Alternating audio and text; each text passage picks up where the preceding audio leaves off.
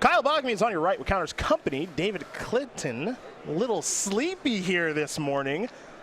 On the left with Affinity. As we are about to be underway, Boggemes will start things off with a Windswept Heath. And good morning, everyone. Welcome to SCG Cincinnati. An Inkmoth Nexus here for David. He's got an Ornithopter. That's free, David. You don't need mana for that one. On the house. They just give you They're that. Just giving those away. Here's a Vault Scourge, not on the house. Mana and life for the 1/1 life-linking flyer. Here's Ornithopter. And we're going to head back over to Kyle. He's going to sacrifice Windswept Heath, fall down to 19, and we will see which Ravnica Shockland he wants to grab. He'll go with a Breeding Pool.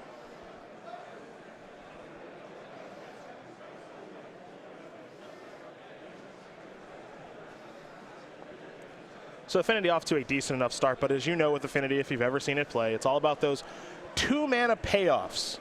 Steel Overseer, Arcbound Ravager, and the most important of the bunch, I would argue, in Cranial Plating. And a lot of it depends on matchup. In matchups that are about racing, where someone's light on removal spells, that's where Steel Overseer and Cranial Plating really come into play. In the matchups that are about removal spells and winning attrition games, the Creature Lands and Arcbound Ravager is usually what the game centers around. But all those cards are so independently powerful that even in the wrong matchup, in quotes, those cards are capable of winning games. Kyle going to search up a basic forest with this Windswept Heath. He's down to 18. He'll play a Devoted Druid, and if David didn't know what he was up to, he knows now. This is a mountain. David with a Signal Pest, and more importantly for him, he does have a copy of Galvanic Blast in hand. Galvanic Blast, I think, a card that has gone up in some stock recently. You're more in the market for instant speed shocks than you used to be in this deck because I think of Storm. And it's not like Galvanic Blast is a stretch to play in Affinity anyway. The thing that's difficult for David is he does have a copy of Steel Overseer in his hand. I'm sure he'd love to cast that this turn.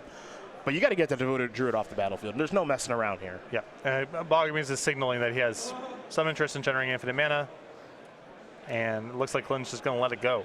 It's a little bit of risky business here. I think, he'd like to respond to a Vizier, ideally. But I really don't know how. Are you really getting him in that spot? What if Boggemes just goes Land Collected Company? Yeah, that's the bad part. Or just uses the mana for whatever, if he's not comboing out this turn. I would prefer much to just get the mana creature off the table if you're going to do it. This play's a little too creative to me. We'll see if this bites David at all. But Kyle's going to have access to the mana that Devoted Druid can generate, which is honestly 2 green mana because of the untap ability. We're not just going to call it 1. Kyle's going to sacrifice a 3rd Windswept Heath here. He's going to fall down to 16, get another basic forest. No white mana here for Boggemes just yet.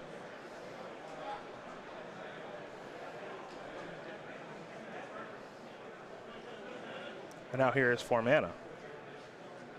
And see, this is kind of the problem right here. Yep. Had David actually Galvanic Blast that Devoted Druid, instead, we wouldn't be able to see Collected Company be able to be played this particular turn. Yeah, the upshot of Clinton's play, what he's hoping for here is that Boggemes somehow spends his mana inefficiently putting Vizier on the table, and then, you kind of swallow up his turn.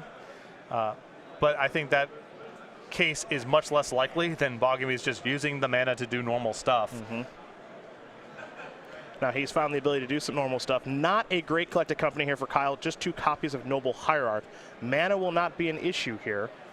So David still does have the Galvanic Blast. Well, at this point, I would just not use the Galvanic Blast on anything. You can't fight over mana. Boggemes has so much. Steel Overseer the draw. There's a Blink Moth Nexus. Attack Step. Signal Pest is going to do a little Battle Cry here. Creature's get a bit larger. It'll be attack here for 3. 2 lifelink from the Vault Scourge, 1 from the Ornithopter. Boggemes is going to fall down to 13. This will allow Clinton to play a Steel Overseer with Galvanic Blast still at the ready. So we head back over to Kyle for his 4th turn of the game.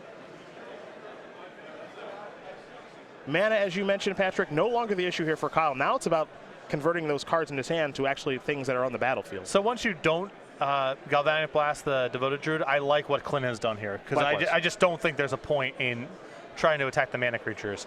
And 4 damage, the face might shave a turn off the clock. Eternal Witness is going to get back Collected Company. You see the way Kyle actually tapped that Eternal Witness using Devoted Druid and 2 basic forests. So he's got kind of all colors of the rainbow right now between the Breeding Pool and the couple copies of Noble Hierarch. Hasn't played a land yet for the turn. He's thinking basic plains. He does have one of those in his hand. It's at the forefront right now.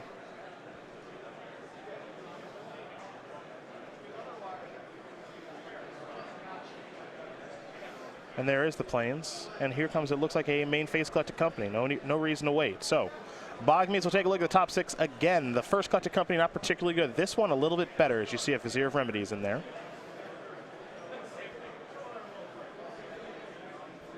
And Collected Company is only going to find 1. Is that on the bingo cards? I think it may be.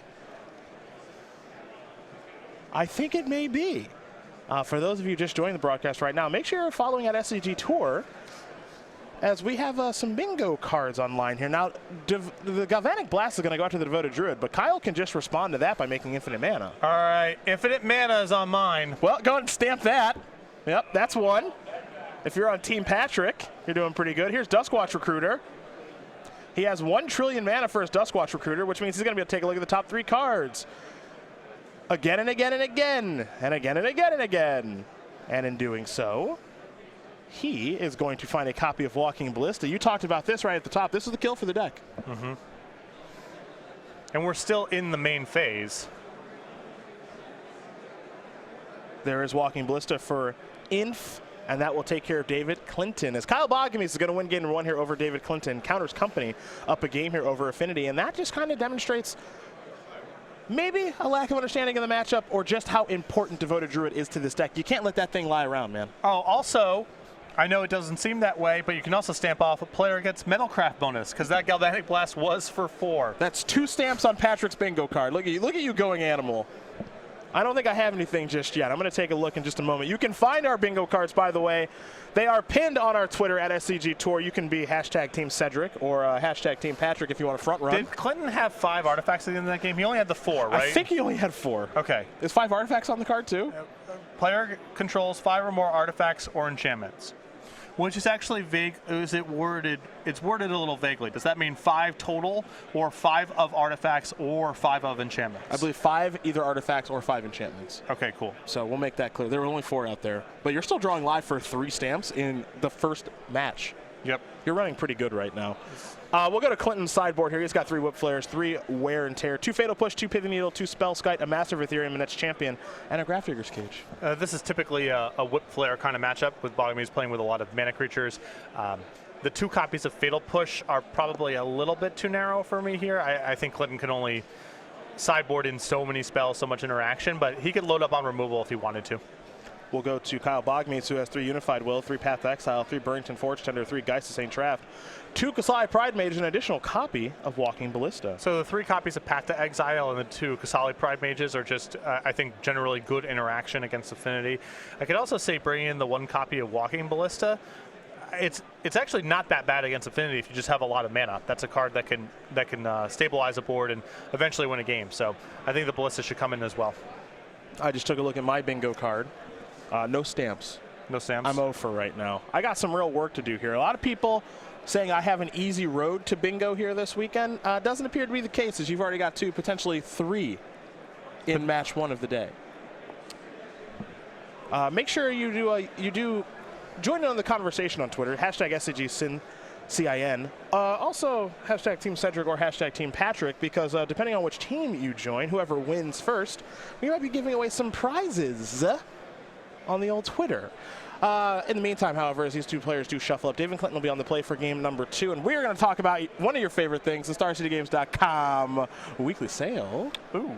Where this week, up until Monday at 10:59 a.m., 25% off thousands of rares. So head over to go.starcitygames.com/weekly sale to find out more information about the weekly sale. Every week, Monday, 11 o'clock Eastern Time, we post a new sale, so make sure to be heading back to the website at least once a week to see what that sale is. Right now, 25% off thousands of rares, which is really broad and vague. So head over to go.starcitygames.com/weekly sale to see what rare or rares that are on sale that you may be interested in purchasing. That's how it's done right there, folks. That is compelling ad copy. That's how you do it. How can you not go to the website now? There are a lot of items on this list. Perhaps some of them will intrigue you. Go find out. At go.starcggames.com/weekly sale. Kyle Boggemes is the player we're going to learn a little bit more about right now. 28-year-old from Ann Arbor, Michigan. He's got 2 open top 8s, an invitational top 8 last year as well in Columbus, Ohio. He stopped playing Magic professionally to become a financial analyst, enjoys long walks in the parks, enjoys long walks in the park, puns in value, and his favorite animal is the red panda, which, you know what? Red pandas are sweet. They are sweet. So I fully approve of that. That's Kyle Boggemes, someone I've known for a very, very long time. Very, very, very good Magic player. One of my daughter's favorite stuffed animals. Yeah, a red panda. See, full circle right there. Very popular. Behind Kyle Boggemes, you might see a gentleman in a Captain America hoodie. We are in Cincinnati. Yes, yes. That is Adam Bowman. Yes. The Sliver Kid himself.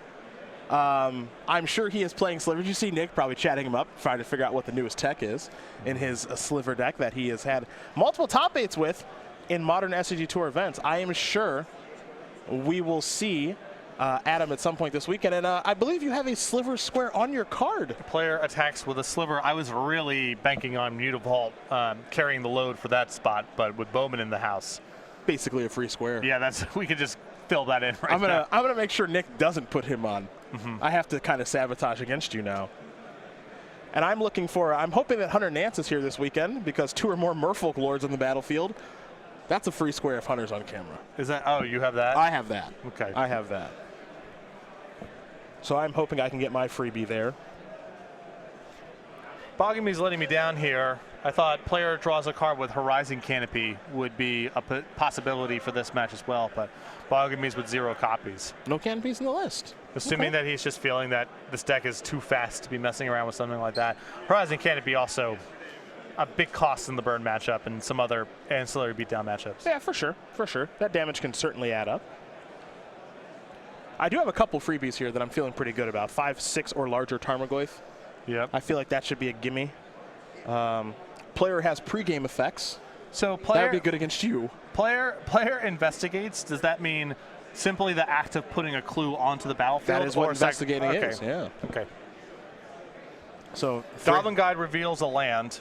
Literally, all of my opponents from last night. Attacking creature gets exalted. There was no exalted attack from Kyle that last game with the Noble Hierarchs, but I'm keeping my eye on that square right now. That's for sure.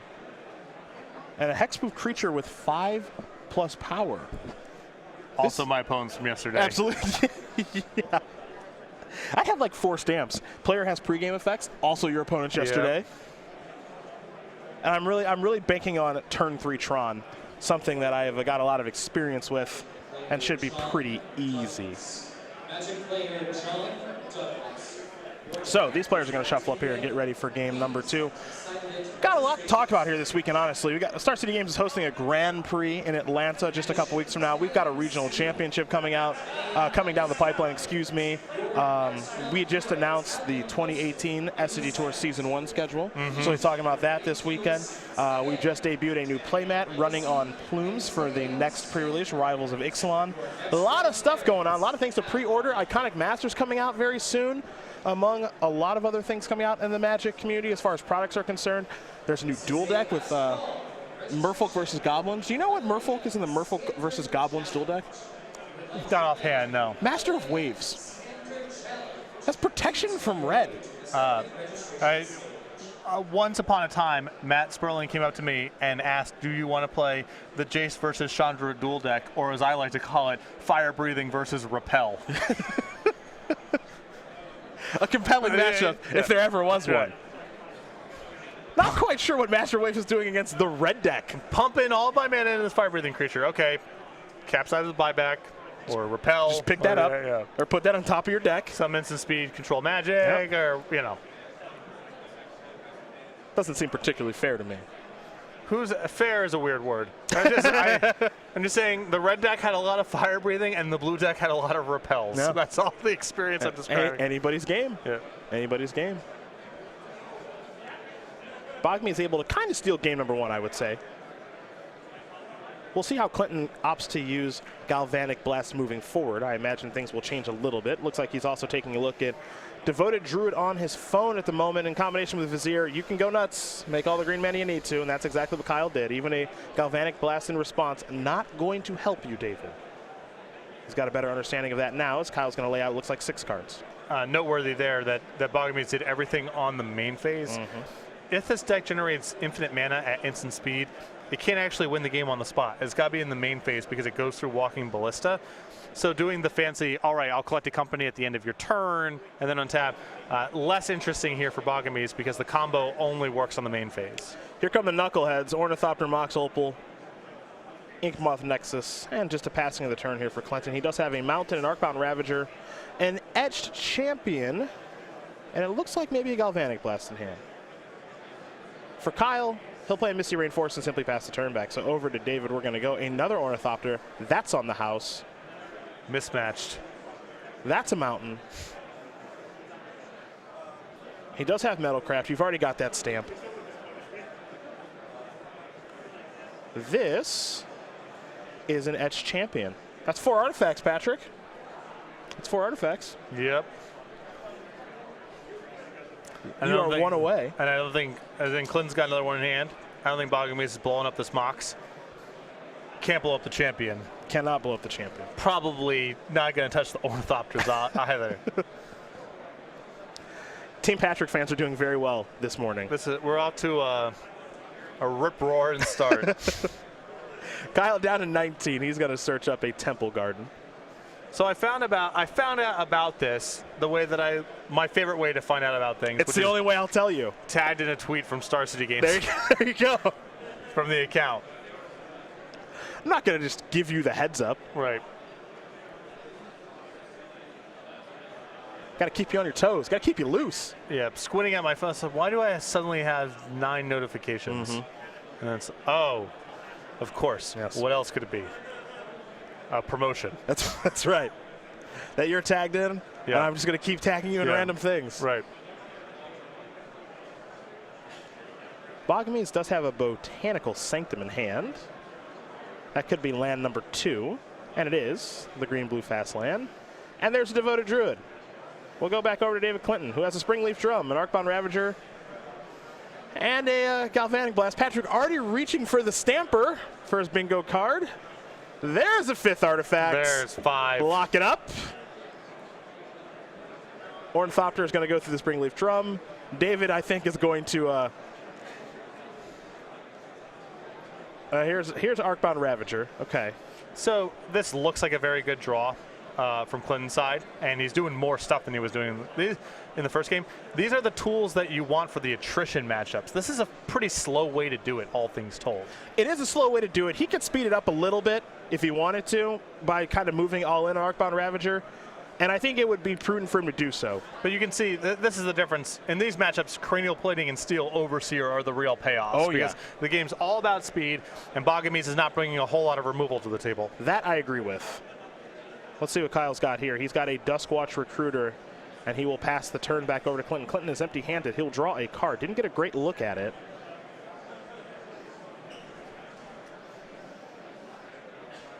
Well, it's a third Ornithopter. Also free. It's time to make a move, I think, for David Clinton. It's time to maybe chomp on some of these artifacts.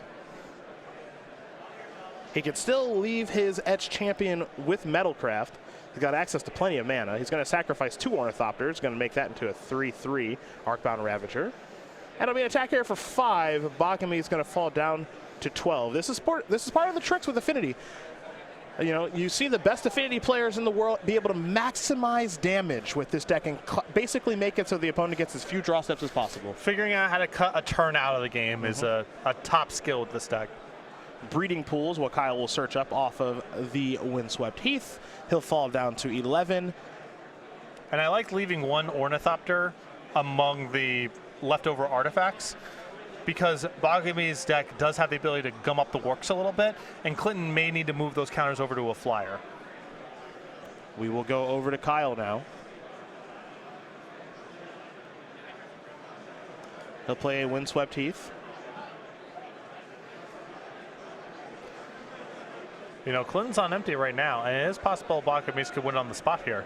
He has a Collected Company into the combo pieces. Well, you gotta remember, the Devoted Druid will have Summoning Sickness. Oh, sure, yeah. Can't go nuts, Yep. but it is possible for him to cobble together. And it's not like Boggemes is looking at lethal next turn, most likely. Correct. 1, 2, 3, 4, 5, 6, 7, 8. You get it. I mean, he's within Galvanic Blast range, but Clinton's empty-handed, and most stray artifacts he draws here do not produce lethal. So given that, he may want to wait and collect a company on Clinton's turn to make combat tricky, maybe blow him out there. But if he passes the turn, then his Dustwash Recruiter flips. True. So a lot to consider here. All right, he's going to pass the turn to... Oh, is that card transforms? Oh, is that G on my card? Bang! On the board. You're on the board.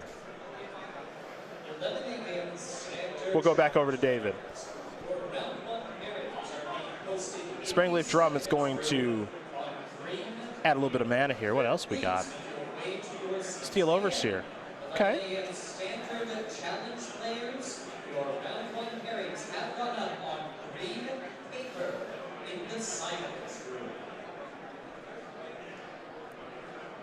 Kyle is going to sacrifice that Windswept Heath. He's going to search up a land here.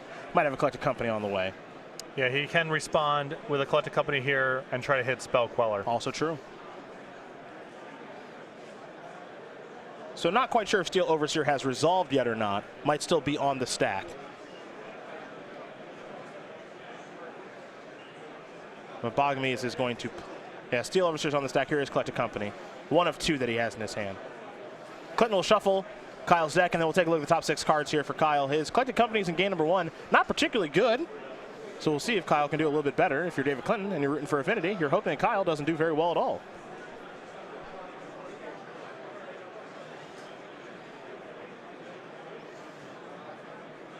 All right, here we go. See what the player from Ann Arbor, Michigan can do here with the powerful instant. Reflector Mage.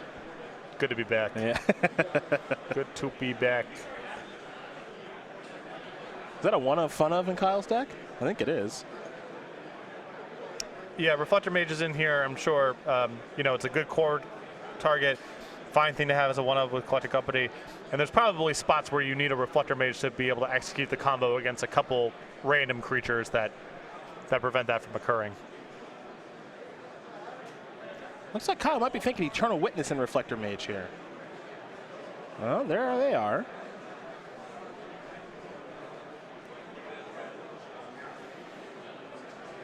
So Eternal Witness will get to pick up something from Kyle's graveyard, up to and including Collected Company. And the Reflector Mage will have a trigger.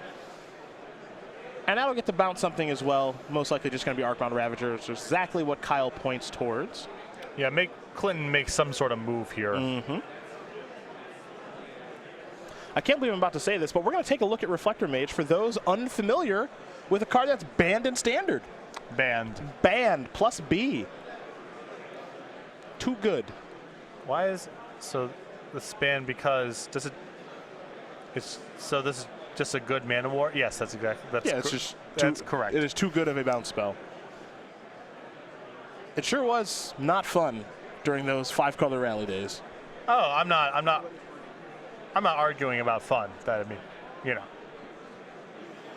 It looks like Eternal Witness is going to be targeting Devoted Druid. It looks like David Clinton going to do a little chomp in here with Arcbound Ravager. He'll eat a Springleaf Drum. He's going to eat an Ornithopter.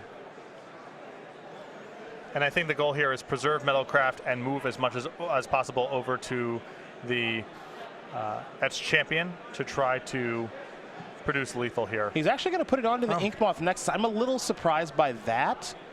I mean, one could argue he can go both ways here with the damage. You know, it's going to be 2 turns regardless. However, that Etched Champion, had it gotten the counters, it would have attacked for 7 to put Kyle down to 3. Yep. And then a Galvanic Blast would be lethal. A Galvanic Blast now is not lethal. It is just merely interaction. Now, if Kyle has no flyer, no way to stop this Inkmoth Nexus, the game does end.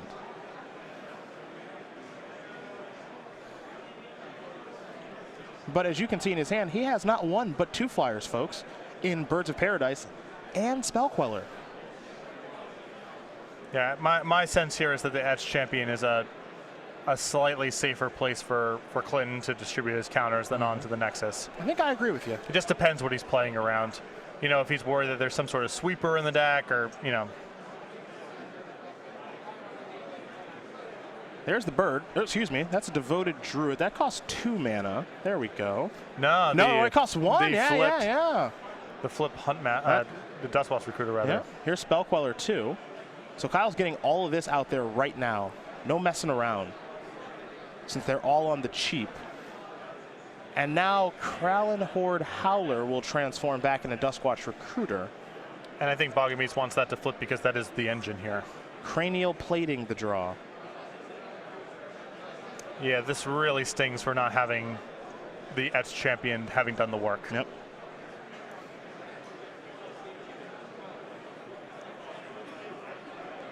Because now you put the plating onto the Etched Champion, you're still coming up short. Yeah, this would be lethal in the other scenario. Yep. And here, Clinton's going to have to wait until next turn at the best. But 1 turn might be all that Kyle needs right now. I think his hands has at least 1 copy of Collected Company. He's going to have a Devoted Druid, not Summoning Sick. So he's already got the Duskwatch Recruiter. A lot of mana to work with. Yeah. Not a lock by any stretch, but I think he's in a good spot to get it done this turn. Boggemes will untap. He'll take a draw. I think he may have picked up Qasali Pride Mage, but that doesn't matter all that much right now. It only matters if it's a backup plan to interact meaningfully in the event that Boggemes doesn't win the game this turn. I don't think it is, because the Etched Champion is still 3 points of damage, even without the Cranial Plating. Mm-hmm. Here's Collected Company. He's on the hunt for the Vizier. Can he find it? I think he just did, folks. I think he just did. There's Vizier of Remedies, infinite mana, gonna find a Walking Ballista, and that is gonna do it. Kyle Boggemes is gonna win this match over David Clinton, 2-0. Counters Company, a BAMP style. Gonna get the job done over Affinity, and for the Ann Arbor, Michigan player, he is 1-0.